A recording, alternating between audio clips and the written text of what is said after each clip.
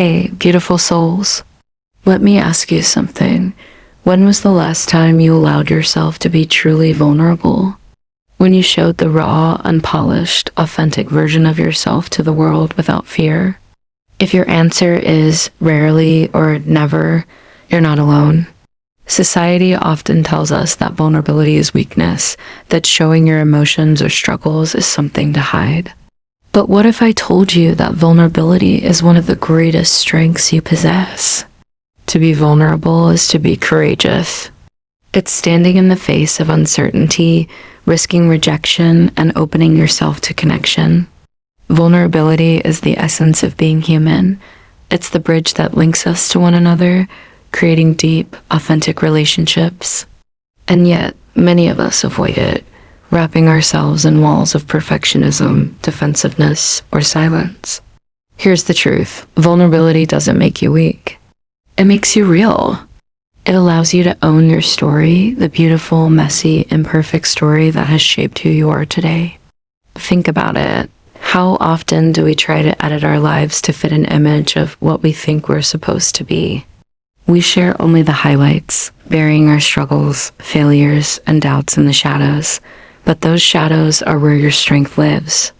Owning your story means embracing all of it, the highs and the lows, the wins and the losses. Why is vulnerability so powerful? 1. It fosters connection. When you share your true self with others, you invite them to do the same. Vulnerability creates a safe space for authenticity, breaking down barriers and building trust. 2. It builds resilience. Every time you choose vulnerability, you're telling yourself, I am strong enough to face this. You're proving that your worth isn't tied to others' approval, but to your ability to stand in your truth. 3. It sets you free. Carrying the weight of a perfect facade is exhausting. Vulnerability allows you to let go of the need to pretend and simply be. But let's be honest, vulnerability isn't easy. It can feel terrifying to let others see your imperfections. You might fear judgment or rejection. That's normal. Share your thoughts with a trusted friend. Admit when you need help. Acknowledge your emotions instead of suppressing them. Here's a practice to try. Write down one part of your story that you've been hesitant to own. Maybe it's a fear, a mistake, or a struggle you faced. Then, instead of labeling it as bad or weak, ask yourself, what did this teach me? How has it shaped who I am? You'll find that even the hardest parts of your story hold value. They've made you resilient, empathetic, and beautifully human.